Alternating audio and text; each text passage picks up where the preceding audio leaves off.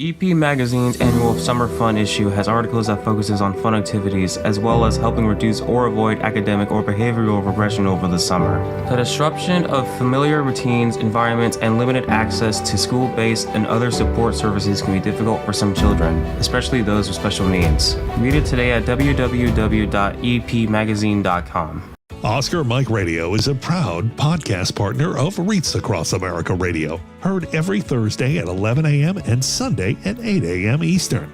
They're also big supporters of the nonprofit I Got Your Six, Two Lives at Once. And with every wreath you sponsor through Oscar Mike Radio, $5 goes back to this great organization dedicated to making a difference in the lives of veterans, law enforcement, firefighters, and first responders battling PTSD. Two Lives at Once pairs these brave men and women together with dogs rescued from kill shelters. In this way, two lives are saved at the same time by saving each other. Donate now. Go to reachacrossamerica.org/Oscar Mike Radio to help. That's reachacrossamerica.org/Oscar Mike Radio.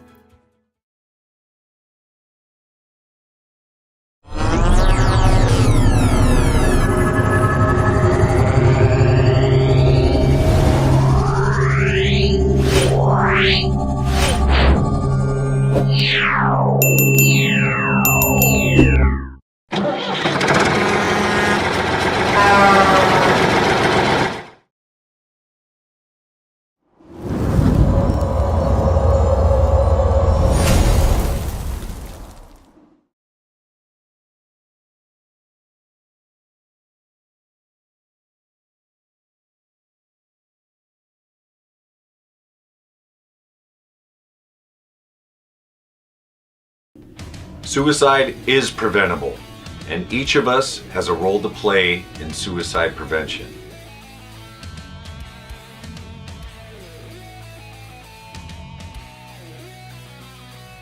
Suicide is complex. There is no single cause. And it's not always a mental health issue.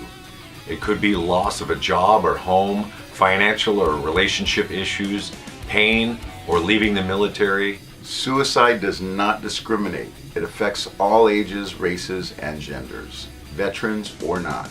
If you know a veteran who is struggling, connect with them. Let them know help is available. There is quick and easy access to services in times of crisis. Dial 988, then press 1. Talking about it is okay. Don't keep it inside. Don't be ashamed. Don't wait.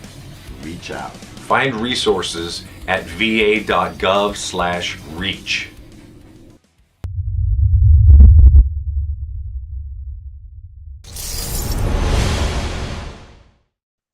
Hello and welcome again to Oscar Mike Radio. My name is Travis. I am your host.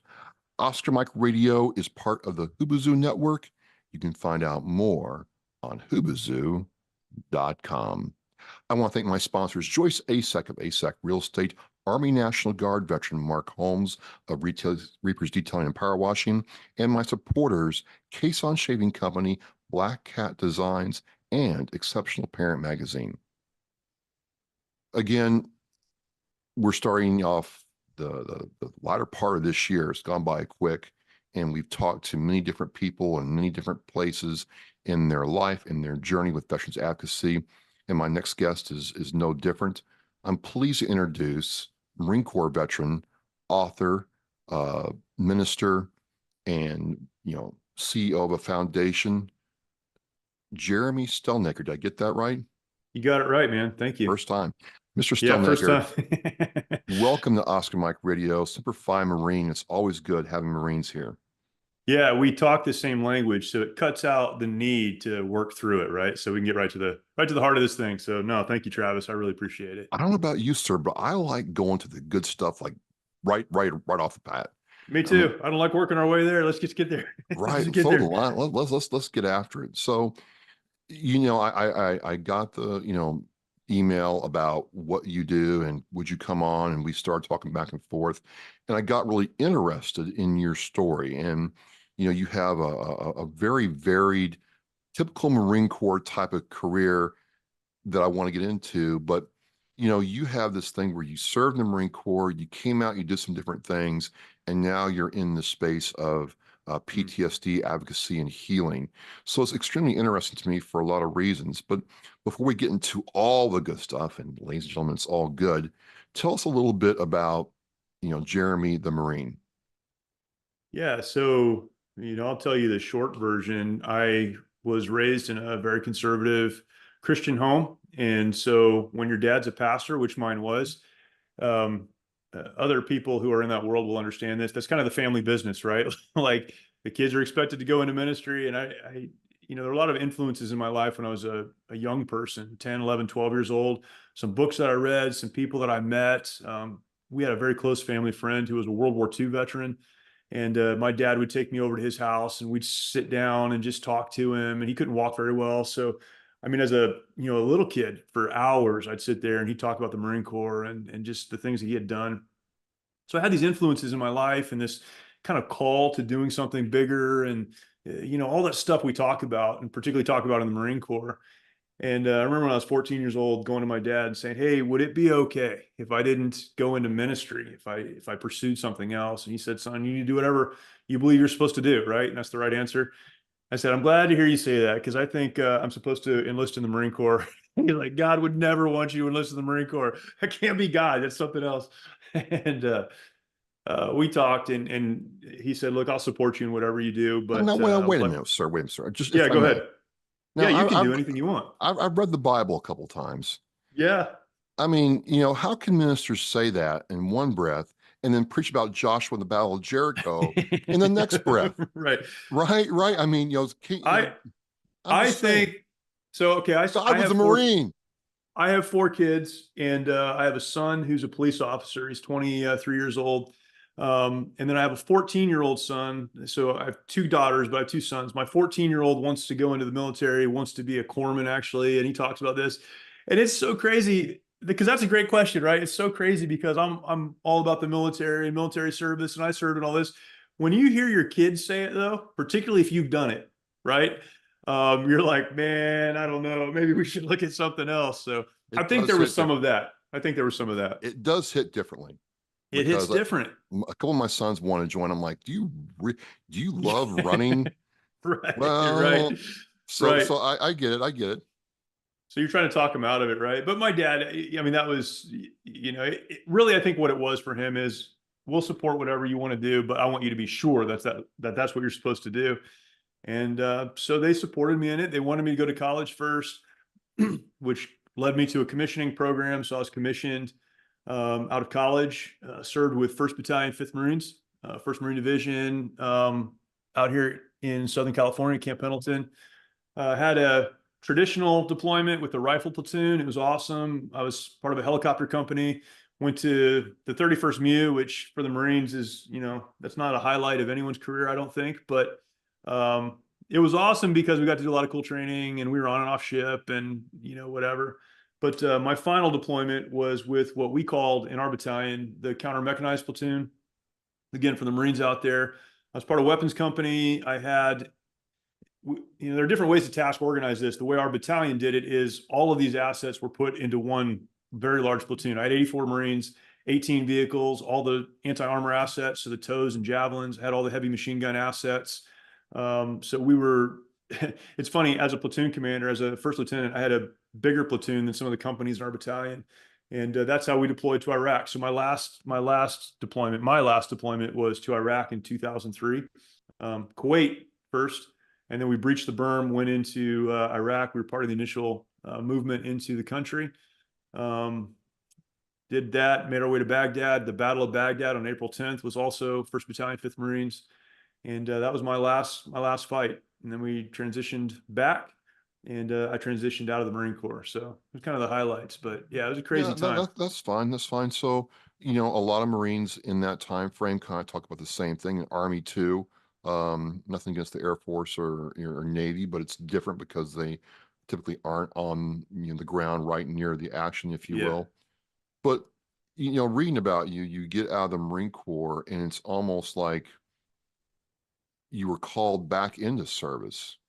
Yeah. I thought that was very interesting, and I wondered where that came from, because it's some people have a really easy time in transition. Some people have a much harder time, and some people like yourself, where it's almost like, hey, I get out, and now this purpose is in front of me. I want to know if you would dig into that for us.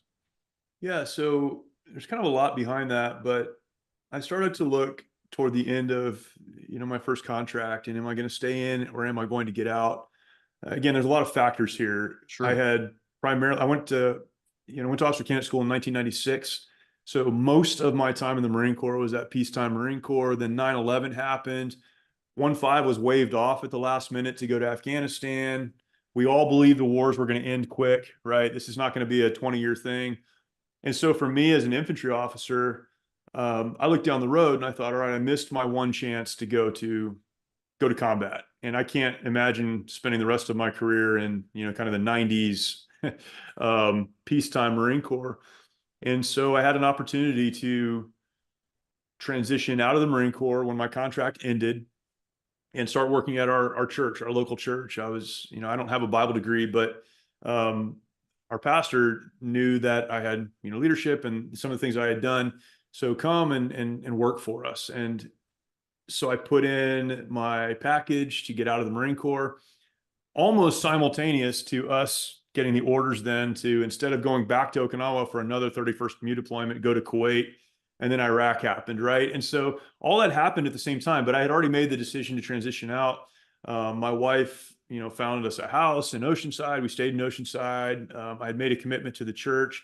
And again, same thing, even with Iraq, we all assume this is going to be over pretty quick.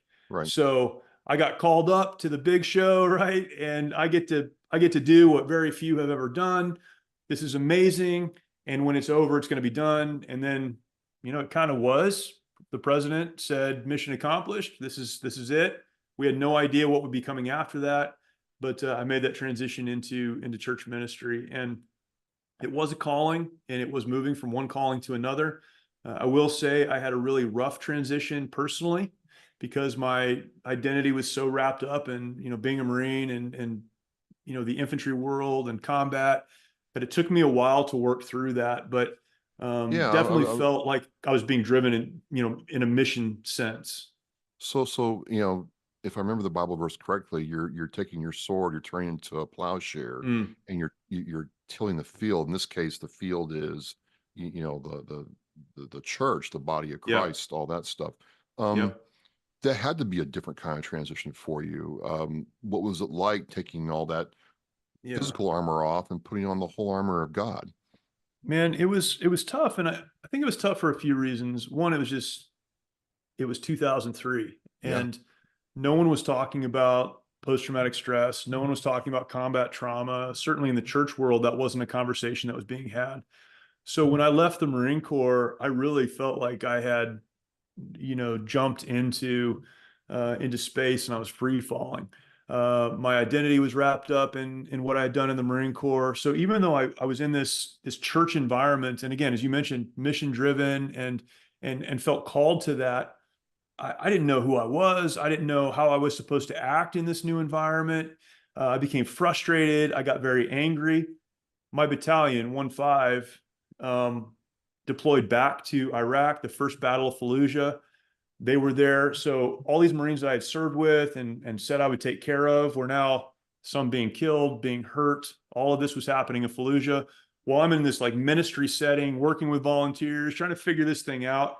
And so it was a very, very difficult period for me to get my feet back under me. And thankfully I had some people come along, the pastor of that church, my wife, my family, some friends, after some time, confront me with like, this behavior is not okay. You've got to figure this out. We're going to walk this out with you. And so it took some time, but it was a difficult transition for me to finally understand, all right, this is a new mission. This is a new purpose. This is a new direction, and figure out how to take those steps into that.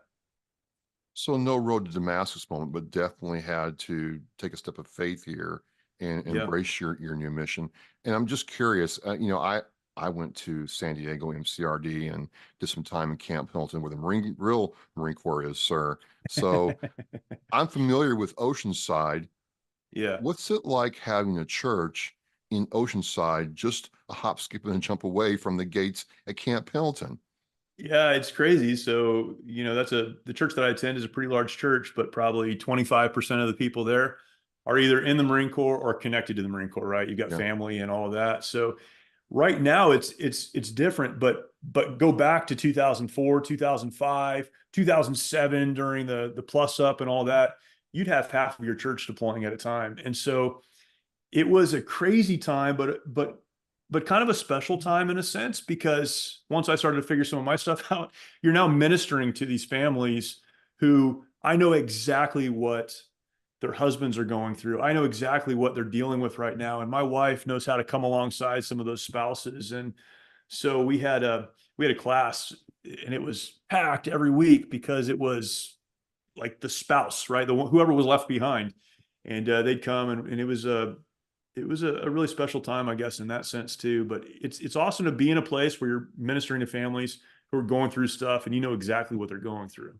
So that's one aspect. I'm kind of going to jump ahead in that regard a little bit, but that's one aspect that I am told over and over again. I think of the Family Flex study that Columbia University is doing and other advocacy groups, where a lot of the family members, wives especially, and the kids feel, disconnected from mom or dad Yeah. if they're serving, that there's challenges there that I can't even describe. Yeah. What is it like ministering to that family unit as a whole instead of just the veteran only? Yeah, it's very important. I will say that. Okay. And I think when you're around military bases, you do find churches and faith communities, I'll broaden that out, faith communities that do a good job with this. And it's a lot of things. One, it's just ministering or meeting felt needs, right? It's having days, we would do this a lot. Other churches do this where, hey, if your spouse is deployed, bring your car on a Saturday. We got people here who are going to change the oil and do all that stuff. If you need, whatever you need, we've got a team that's ready to come and fix stuff in your house. So it's a lot of that kind of stuff. And it's just those felt needs, just trying to take some pressure off, right? It's having days where we've got childcare set up. So, mom, you're home by yourself and you want to get away for a few hours.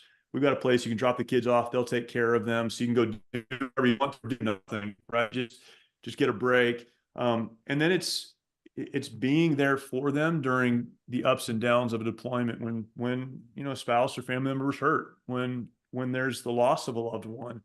It's being able to lean into that. And I think what's unique about faith communities near military bases is they have people within that community that get it.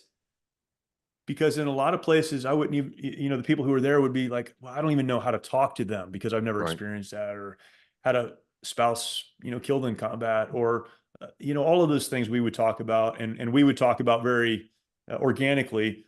Most people in the country have no context for that. And so it is super powerful when you're in a community of people who get it and are willing to lean into it, and just meeting those needs and being there for them.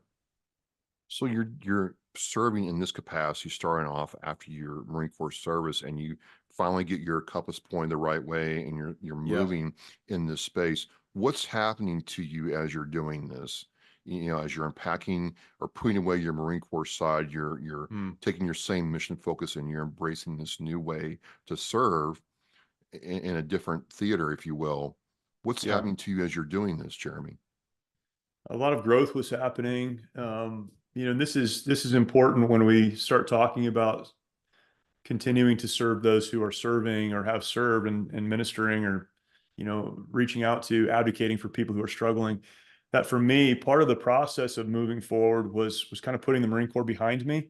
Yeah. Again, I'm in a place where I can serve people who have served, and I was happy to do that and excited about it, but I didn't stay connected to anyone that I served with.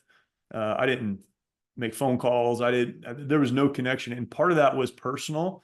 I had such a hard time when I left the Marine Corps and tried to walk that out, because I kept looking over my shoulder. I kept saying things like, I should go back there. I should do that. That was important. This isn't, that kind of silly stuff we say, that I just really walked away from my own service and really focused on, at a point, I had a family and a spouse and a ministry and those things. So a lot of personal growth was taking place. and I think there were a lot of opportunities to serve. But one of the things I did was separate my service from, who I was. Yeah.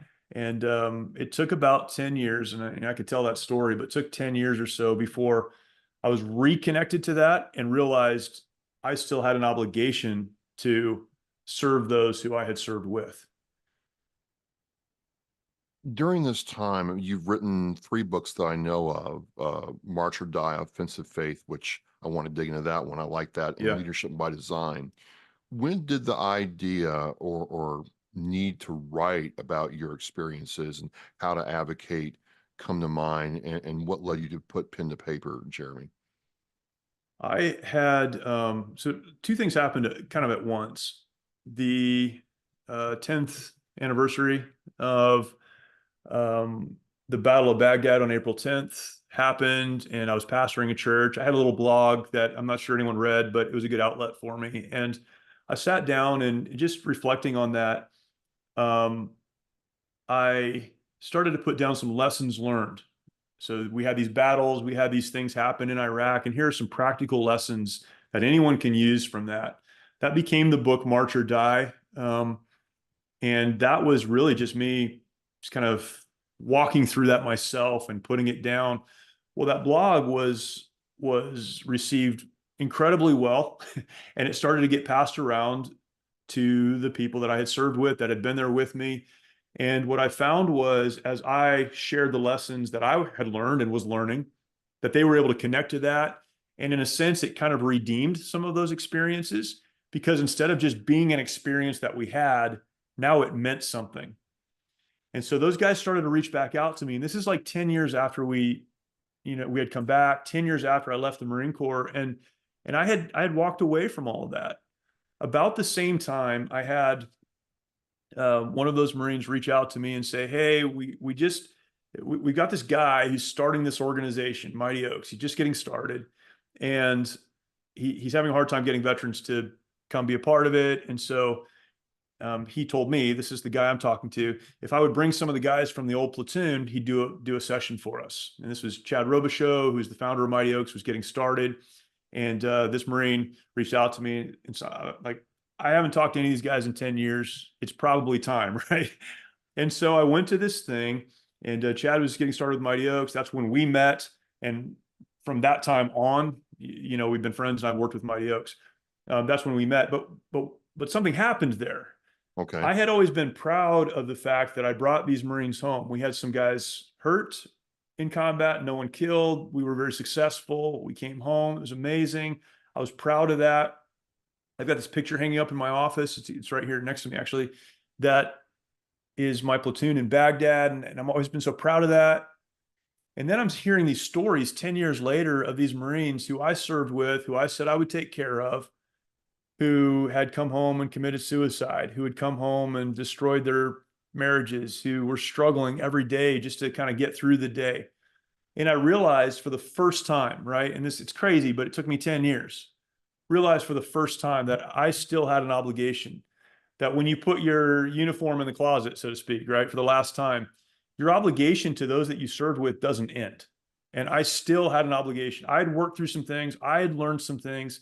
And I needed to use that to help other people. And really that was kind of the moment, if you will, for me, where I realized like, oh, like I still have a calling, if you will, to serve those Marines. And those Marines for me at the time was very specific. It was like very specific group of Marines, but that became really what we've been doing for the last, 12 years or 13 years. You start serving these Marines in this way. Now, for the people who don't know, what is Mighty Oaks? And you're plugged in as executive director, but how has that grown to be a part of what you do? Because you're very entwined with that mission focus, and it definitely leads to a lot of the advocacy that you do. Yeah, so it really started out, and then it was Chad, and then me, combat Marines who had struggled and found hope and healing and direction, reaching out to people we knew. And that was kind of how it started. And we'll spend 5 days with you. We'll talk about trauma, but we're Christians. It's a faith-based organization. So instead of addressing this clinically, as a lot of people do, and there's some great helps on the clinical side, we're going to address this kind of from the, the spiritual, the foundational side. So understanding that if we were created with purpose, then in spite of what's happened to us, what we've struggled with, we can continue to move forward. That stuff doesn't go away, but it doesn't have to chain us up. We can move into a new purpose and into a new hope and a new direction. And so we just started doing that. And the idea was, maybe 3 or 4 times a year, we'd have one of these week-long retreats. But it's crazy, right? When people get help, they reach out to other people they know that need help and they bring them along. And so we've had 5,100 plus graduates come through one of those week-long programs. We have this year 37 weeks of programming. It's been unbelievable. So it went from like, let's help the people we know, to so many people need this. Let's do everything we can to help as many people as possible. Well, that's outstanding. One of the things we were kind of chatting before we got recording that I'm hoping you can, give me some perspective on is a lot of people learned about PTSD and the 22 a day back in the 2014 and 2016 timeline. In fact, that's one of the reasons why, I got started was because of that. And fast forward 10, 12 years later, some people are starting to ask like, well, have we made any progress or what's really effective? We've had, dogs, horses, emotional support animals, all this stuff, yoga, and it's all good. Even the VA has looked at different clinical ways to deal with this. And there is a faith-based component, but I am asked, are we making progress? Are we stemming the tide at all? And I like to use numbers, but it's more than just numbers because it's a human life here. So, how do you feel about that, Jeremy? Are we stemming the tide? Are we making progress? Or are we just doing good to get through the day? I think there's a few ways to look at that. Okay. One of the simplest ways to look at it is this.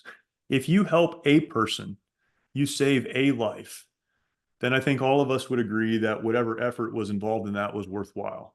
Okay. So that has to be the starting point, right? Is we can't say, well, if it's not, this percent or X number or something. I mean, how do you quantify a life? And so I think that's where you have to start. If you help one person, then it was worth the effort and the energy and the time and all of those things. So that's one thing. I think another thing that really makes this a difficult conversation to have is even if you separate out the military. So let's just look at culture and society. Okay. Let's talk about suicide. The suicide rate 2023 in the United States of America, this is outside of the military, was higher than it's been at any other point in history. Maybe that's because we're doing a better job of counting. I don't know what it is, but over 50,000 suicides in the United States last year. So we see this correlation happening in the military, and it's very hard for us to parse out what is happening because of military service, what's happening because of trauma, what's happening because of, these factors that we talk about, and what's happening kind of incidentally. They were in the military, have been in the military, but also culture is struggling so much. We've got the opioid crisis, and we've got mental health issues, and we've got, political partisanship and all these things we talk about. We had COVID and the lockdowns during COVID. Studies were done during that time. The DoD said that suicide rates went up in the active duty community 25% during COVID. So we have all of these other factors, right? And I think it's important to keep that in mind because it's very hard to put your finger on the thing that's causing it. And we need to, again, know there's a lot of problems, but we need to do everything we can. And I think in a lot of different areas to address it. I think the clinical response in some ways is helpful. The psychological response in some ways is helpful. Those therapies can be helpful for sure. And I really advocate, obviously, for faith-based solutions. And I think what we need to do when we think about this is, and this is what we advocate for, is giving the veteran or the service member choice. And that's where I think we miss it. That was a really long kind of way to get to what I'm talking about here. But I think all of them can be helpful. I think faith establishes the foundation on which the rest of them can be helpful. So we could talk about that. But at the end of the day, I think the service member or the veteran needs to have access to all of the above. and pursue that. And what we've done, I think, from the government standpoint, from the VA, is we have restricted your choices or your options to a few, and those few may not work for you.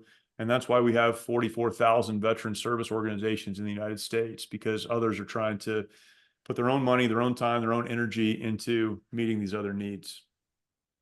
Well, let's focus on faith for this conversation, because again, that is your, Yeah. AO, for lack of a better term, and that's what Yeah. you know and do. And there's a lot of successful faith-based programs. Crosswinds is one of them that I know of, and 22-0 is also heavily based on faith. If you want that in that program, what makes faith-based so unique versus, say, a clinical psychologist or even medicinal? When I say medicinal, I'm thinking of cannabis therapy or other medicines you can take for psychological issues. How does faith differ? So this conversation on faith, there has to be a general agreement that we are spiritual beings, right? Sure. And again, people would disagree with that or something, but the faith conversation is important when you realize that so much of what we deal with as it relates to trauma and these other issues are soul wounds. They impact who we are uniquely. It hits us, morally. It hits our character and our worldview and all those things. It connects to who we were created to be, who we are spiritually. And when it does that, it breaks the foundation on which we can either build or rebuild our lives. So I have some very specific thoughts on faith, but generally, when I think about the difference between clinical treatments and therapies and faith-based solutions, I think of it in this sense. We have to have the right foundation, a solid foundation that addresses who we uniquely are, our identity, our purpose. It answers these big questions. Is there something beyond this life? Is there a calling beyond what I'm dealing with right now? We have to establish that foundation. And then if clinical therapies, medication, these things are helpful in building that life on that foundation, we are standing on a solid foundation that's not going to fall apart underneath us. I think what we do sometimes is we take those clinical approaches and we try to build a life without a foundation. And so eventually they're going to fall short. We have to be on something that's solid. Our perspective, my perspective, is that if you accept that God created, then you follow that down line. You also will at some point accept that God created with hope and purpose. So a person who is without hope or without purpose, who says there's nothing beyond this world, there's nothing beyond this life, there's nothing that speaks to who I uniquely am, why would they continue? Why, would they not, in moments of hopelessness and despair, kind of wallow in that or stay stuck in that, or all the things that we could talk about? It's understanding that there is something beyond this life. It's something in this life. It's a purpose that you have, a direction that you've been called to, that calls you forward. And then as those clinical approaches are also helpful, you add those. I talked to a clinician some time ago, and she said it this way. She said, I believe in therapies, psychological therapies. I believe in medication. And if faith helps somewhere down the road, then we'll also add that. My simple approach would be, we need to start with faith because it addresses who we are. It gives us purpose and a foundation to build a life on. And if the rest helps, we'll add that down the road. So for me, it's just flipping that approach on its head. Okay. So let's say I'm a veteran or even active duty service member. Yep. Who does, believe, hey, you know what, there is a God. I believe there is something going on, and I have that first foundational level done. And I come to Mighty Oaks or your ministry. How do you, once you've established that there's a foundation, what happens next? Yeah, well, that's great. Once you've established the foundation, so your foundation is faith. It is, God has a purpose for my life. God has called me to something bigger than just existing and struggling through this life. And, all the things that we get caught up in, addiction and all the rest of it. God's called me to something bigger than this. Once that realization happens, then we're able to help the man or the woman, whoever's had that realization, walk that out. Okay, now how do we put the pieces in your life that will allow you to be that person, the person you were created to be, the person you were called to be? Do we need to get you with, someone who does intense marriage counseling that can help you understand how to be married and how to think right and how to act right? And that's a big part of it. Maybe there's an addiction issue. Let's address the addiction issue. Maybe it's a character issue or a moral issue. Let's begin to put those pieces in place. And we can. If medication is needed at some point, again, most folks have access to that. But even medication and these other therapies, they should be limited term. We are seeking to get to a place of wholeness and healing, not just existing. And a lot of, clinical therapies, particularly medications, are, you'll take this medication forever. Maybe that's necessary, but in most cases it's not. It should serve as a tool to get you to the next step. And so we can walk that out, and we will. Someone comes to our program, we'll walk with them for at least 6 months. Every week they're contacting us or we're contacting them. We'll get them to the other resources that they need, and we'll continue to walk that out as long as they're willing. Awesome. Now, what's going on as you're watching this person go through this? Because in some ways you've lived it. You've had to, renew your mind and your purpose to get to this point. So it's a trade-off, right? You're watching them take their journey. You're guiding them. You're not, walking in their steps, but you've seen this before. Yeah. Hundreds of times, possibly. I'm not into assumptions here. Yeah. Does anything, come out of you, or do you feel anything as you're, taking that Marine possibly or sailor and helping them in their journey? Yeah. I mean, we've seen this happen thousands of times, and it's a lot of things. In the beginning of doing this, there's always this, well, maybe it's not going to work this time, or maybe what we're talking about can't help this person. But as you see this happen again and again and again and again, what you realize is it comes down to a decision on the part of the person you're trying to help. Not everyone that comes to our program is helped. A very high percentage are, but not everyone. But it comes down to a decision. And so what we really focus on is pushing people to a point where they'll decide to begin moving forward again, where they'll understand there is hope, there is purpose, and it's going to be a long road, no question. This isn't a magic pill or something. There's going to be a long road.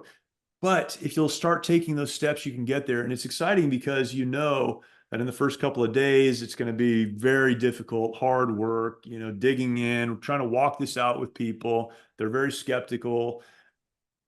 But if you can get to the point where you're demonstrating, and we tell our stories throughout the time they're with us. There's so much of, I know where you are because I've been there. I've struggled the way that you've struggled, but I found hope and I found some ways to move forward. So we're telling those stories all the time. And it's crazy to watch, and it's exciting to watch. And you'll never really lose, I don't think, the wonder of it. But just watching people come to that realization that, oh man, like, I'm not alone. There are people that struggle just like me. Other people who've had the same issues I've had, and they're doing great. They're moving forward. Their marriage has been restored or whatever. It's really fun to watch, isn't the right word, but there's a real burden when you go into it, because you just know if they'll just take these next steps, if they'll make the decision, man, their life could be so different. And so you push toward that, and then halfway through the week and toward the end of the week, you see it happen over and over and over again. And it's pretty exciting. And we've seen it so many times that you just know if they'll just make the decision, then there's a big, beautiful world out in front of them, and we'll help them get there. So one of the things I just want to bounce this off you about not making the decision. Yeah. This is completely just, me in layman's terms. It seems like watching some people struggle, and in my own life, that, I'll use my life as an example. I got comfortable. I wouldn't say comfortable, but I got very familiar living in pain and discomfort. Mm. Mm. And it was, I knew what it was. I could categorize it. I could quantify it. I could apply attributes to it. So I knew what pain was in the different phases and forms. And Jeremy, it was really scary to start wanting to let that go. To get to that decision point where I want to let it go. Like, really, like if I let this go and I know what this is, what's going to happen. And intellectually, I knew that, hey, you know what? This is not really a good idea to live like this. Right. I'm not moving forward living like this, but man, but I know what this is. I know it. What was happening to me that, and I eventually let it go, which is why we're Yeah. here. But man, I would, I would have loved a shortcut or two so I didn't have to live there so long. So my point is, am I unusual in that respect? And what's happening when I'm going through that, or other people going through that? It's so funny you say it that way, because it's so true. And we can all connect to that feeling of, I believe things could get better. I know they should be better, but I'm comfortable in my pain. It again is an identity thing. I'm identifying with that. And Okay. we can go, well, my trauma created this, and so I'm identifying with my trauma. You become the victim of what happened to you, but you find comfort in it. Here's how I sometimes describe it. It's like that show Hoarders. If you've ever seen the show Hoarders, Yeah, right? well, the house full of stuff, or Yeah. house. So you find people living in a house that's so full they can't move. You see these crazy episodes where they're like, they've gone to the bathroom around their chair because they can't move anymore. Family members who love them come in, they clear this thing out, they renovate the whole thing, and inevitably that person will sit in the middle of a beautiful home that's empty and start crying because they lost their stuff. It's crazy to watch that show, because you watch these people, they're so angry that things have changed. And I think emotionally, spiritually, psychologically, we're all kind of hoarders. We like what we have. We like what's normal to us. And if we can blame it on something else, even better, right? So a big part of causing people to, or helping people get to that place where they'll make that decision, is really digging them out of that. Like, and part of that's personal responsibility. Look, it's not okay for you to behave this way. It doesn't matter what's happened to you. It's not okay. Now, there may be a reason, but it doesn't make your bad behavior okay. You're not a victim. Maybe something happened to you, but your identity shouldn't be wrapped up in that. There's so much more in front of you. It's having those conversations to really dig people out of that comfort zone, for lack of a better term. I mean, why is it that some people transition from one place to another, they do well and they keep moving? Because they want to keep moving forward. But our natural inclination is to just hang on to what's comfortable. Even as bad as it feels sometimes, the fear of change, the Yes. fear of what's out in front of us overwhelms us, and we're willing to trade off a hopeful future for a difficult, depressed present because of the fear of what might be. And we've got to move beyond that. And that's why we, in our program, spend so much time telling our stories. Everyone who teaches, everyone who's a part of our program came as a student. And so they came as a student, we trained them up, and now they're teaching a class, and it's always the first 15 minutes of their class is their story. It's, again, I struggled with this. I had this problem. This thing was going on in my life. And then I made a decision. My book, March or Die, that's the principle of that phrase, march or die. In life, you can decide, are you going to stay where you are and die? Emotionally, relationally, spiritually, you just give up, right? You're existing, but you're dead, really. Or are you going to march, put one foot in front of the other and keep moving forward? But the point there is, it's a decision. You get to decide, and nothing in your past decides for you. No one in your life decides for you. You get to decide. Are you going to take the next step and move forward, or are you going to stay where you are and die? And that is the question, and that is the challenge. Yeah, it was a challenge. It was a huge challenge for me. And you're right. I had to have some brutal conversations with myself. And then there were Yeah. some people who are like, Yeah. hey, if you stay here, here's what's going to happen. Right. Take one step. As we move through this, you've developed this methodology and way to reach people. What happens in the case of someone coming through the program? They go through your class, they work on themselves, and then they go out there in life. Yeah. What's it like when they embrace freedom like that, Jeremy? Yeah, it's wonderful. It's scary. It's dangerous in some cases, and we're very open about that. The decisions that you've made this week when you get home, the same problems will be there. The same person you're married to, the same addictions you struggled with, all of those opportunities is going to be there. So you've made good decisions, but now you need to put the right pieces in place in your life. So for us, during that week, we try to connect people to faith communities in their own hometown. So they have a church or, again, a faith community to go back to if they don't have one. So you're connected into that. And there's some people there built in that can help you. We talk about having the right people in your life. What does a mentor look like? What is it? We call it a corner man, but that person that you can call and reach out to, what does that look like? And that's why we try to walk that out too with them for at least 6 months and beyond, because we know it's amazing.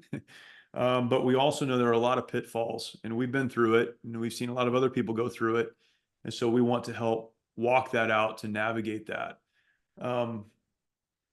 Yeah, it's crazy. You have a guy who goes home and him and his wife have struggled so bad for so many years, and now things are different, right? And he's full of hope and direction, but she's not. She's still living with the old guy, right? And she's still thinking that. So there's so many things to unpack and so much to walk through. The program that we have really is a starting point, but a lot of the work, the important work, happens after that. And we try to the best of our ability to walk that out. So when you say walk that out, that is, you go through the class, you go through the coursework, you go home, and it may feel like nothing's changed, even though you've changed. Yeah. Are you saying that, hey, you know what, if you all are there for when it gets really tough or when a boost is needed? Yep, we're there. We're proactively reaching out to you every week. How are things going? What are you struggling with? What do you need help with? We have a large network of counselors that are willing to jump in, whether it's individual counseling, substance abuse counseling, marriage counseling. They'll jump into that free of charge. We've got this big network of counselors that are happy to do that. Approaching that from a faith position as well. That's, our position. So they'll continue those conversations that we've had. If it's, whatever it is, there are 1,000 different things people deal with, but we will provide resources. We scholarship our graduates to marriage programs. We don't put them on, but there are other great organizations that do. So you and your spouse can go and get help together. Whatever's needed to help you continue to make these good decisions and take the steps you need to take forward, we'll facilitate that for you. Now, again, it comes back to that decision and you every day deciding to do the right thing, but you're not by yourself. You're not alone. We're there for you, and we'll help you put those pieces in place, take those steps, get those resources, and do what's needed.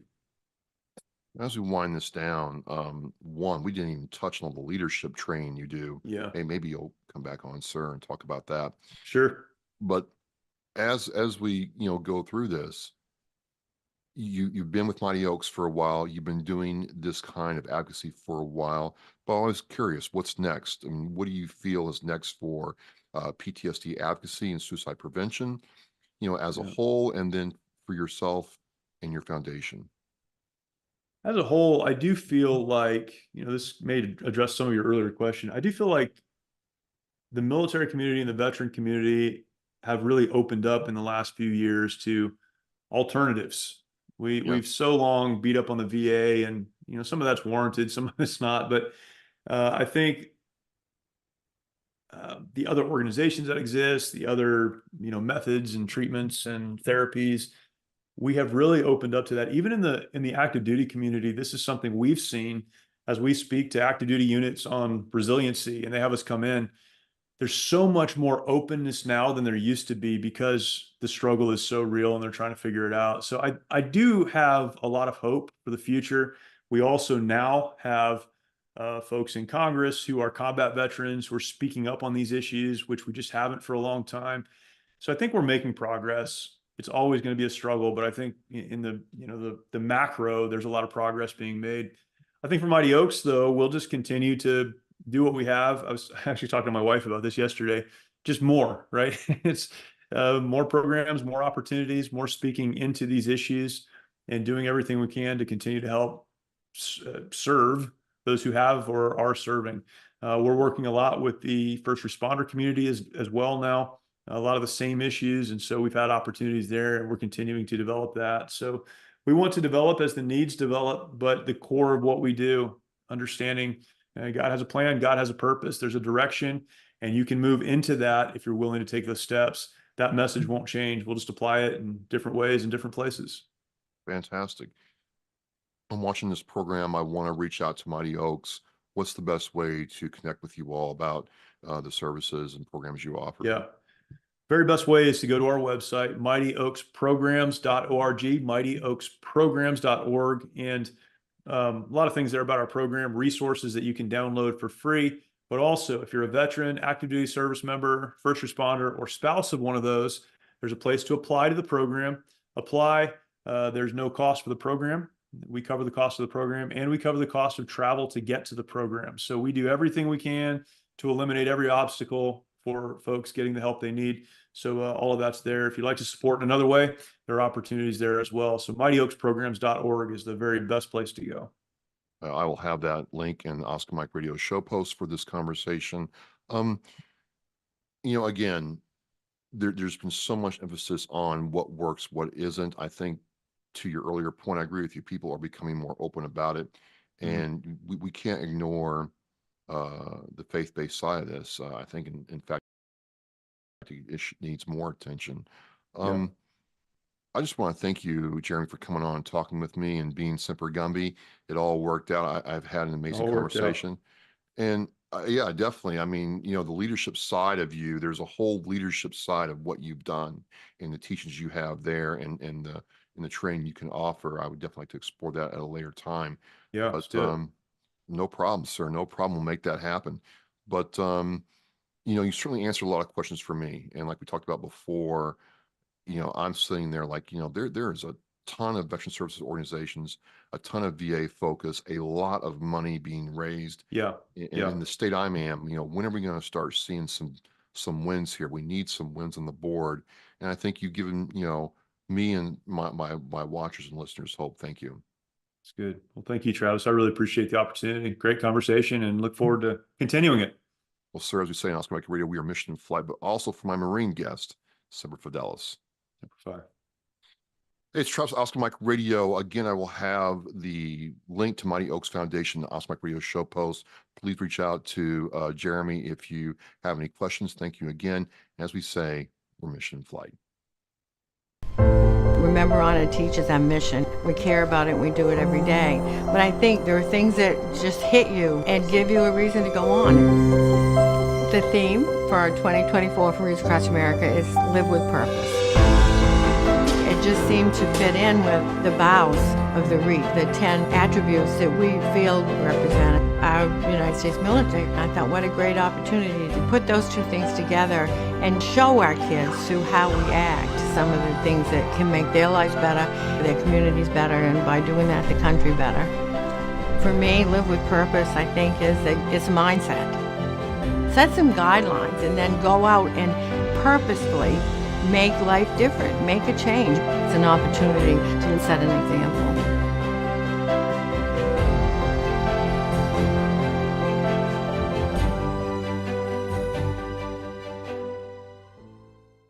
Thank you for listening and watching Oscar Mike Radio, where our active duty service members and veterans are in action and the mission is in flight.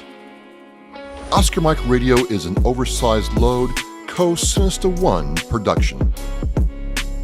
If you are a veteran or know a veteran who needs help, please dial 988 and press 1 for the Veterans Crisis Line.